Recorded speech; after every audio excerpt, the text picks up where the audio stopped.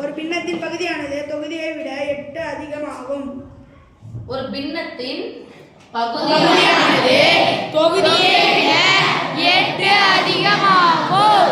பின்னம் எப்படி போறோம்? ஃபர்ஸ்ட் பின்னத்துக்கு போறோம். ஃபர்ஸ்ட் பின்னம்னா என்ன வடிவம் இருக்கும்? பகுதி. தொகுதி எனக்கு தெரியாது, பகுதி எனக்கு தெரியாது. பின்னம்னாவே பை ஞாபகம் வந்துடும். எனக்கு ரெண்டுமே தெரியாதனால நான் என்ன போறாத x என்றது யாரு? தொகுதி. y என்றது யாரு? பகுதி. இப்பதான் போறோம். ஒரு பின்னத்தின் பகுதியானது யார் எங்க பகுதி? பகுதியானதுன்னு ஒரு வார்த்தை வச்சு என்ன பண்ணோம்? ஈக்குவல் டு y ஈக்குவல் போட்டுட்டா இதான் அந்த பின்னம். y ஈக்குவல் டு பகுதியானது தொகுதியை விட 8 அதிகம். பகுதியை விட தொகுதி பகுதி 8 அதிகமாகும். அப்போ பகுதியானது போட்டாச்சு. பகுதி ஆனது எப்படி போட்டாச்சு? ஈக்குவல் டு பகுதியை விட யாரு? எத்தனை? 8 அதிகமா என்ன பகுதி வந்து போடணும்? முன்னாடி என்ன குறி போடணும்? பிளஸ். அப்போ y க்கு பதிலா x plus 8 போடுங்க.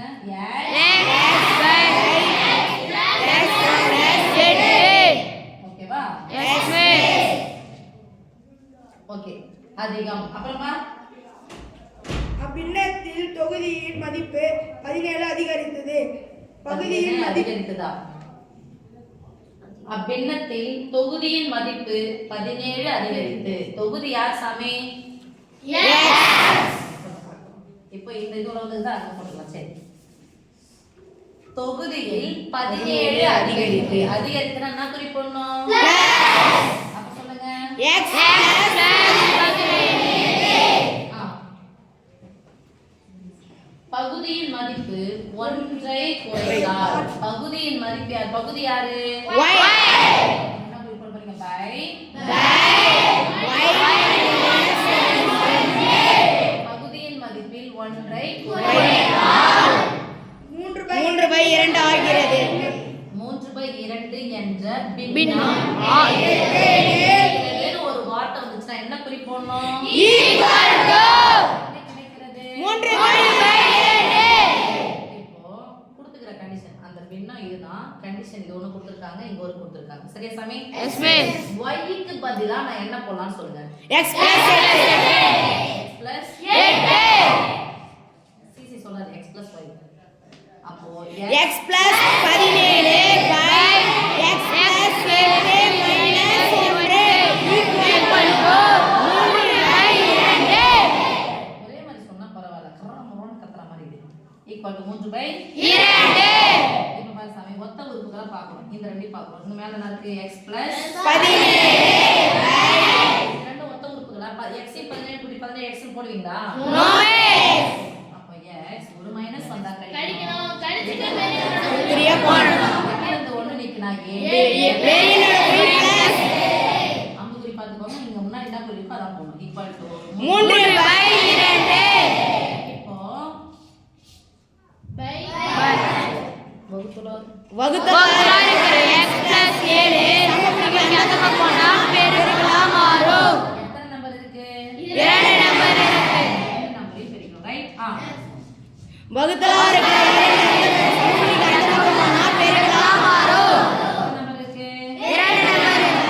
சொல்லுங்க பாப்பா. 2 into x 2x plus 17 2 எவ்வளவு சாமி? 12 20 7 2 14 34 34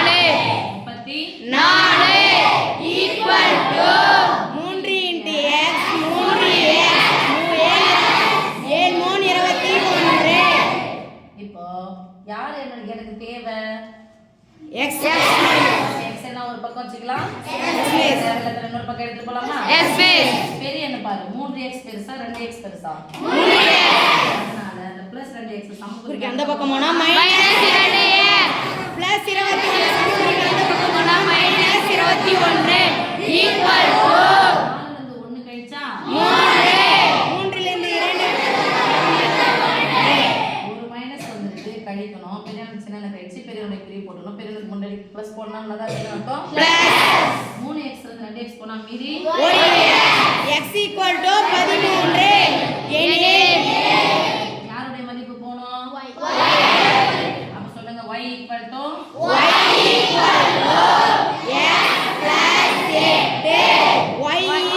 this implies y equal to x க்கு பதிலா 13 கூட 8 சேர்த்தா எவ்வளோ? 10 கூட 8 சேர்த்தா 18 21 y equal to 21 therefore இந்த எண்ணை காண்க. உண்மையான பின்னம் உண்மையான பின்னம் உண்மையான பின்னம் நம்ம என்ன எடுத்து வச்சிருக்கோம் சாமி? x by y equal to 13/21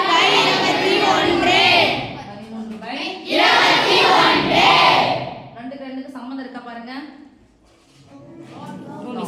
இது என்ன 13 என்ன சொல்லுவீங்க? பகையன் பகையன். இது பகையன் ஒண்ணுக்கு ஒண்ணு சம்மந்தம் இல்ல பகையன் ஒண்ணு பகையன் ஒண்ணு ஒண்ணுக்கு ஒண்ணு சம்மந்தம் இல்ல. அந்த எண்கள் பேர் என்ன தெரியுமா? சார்பகா எண்கள். சொல்லுங்க. சார்பகா எண்களின் மீ பெரு பொது வகுத்தி 1.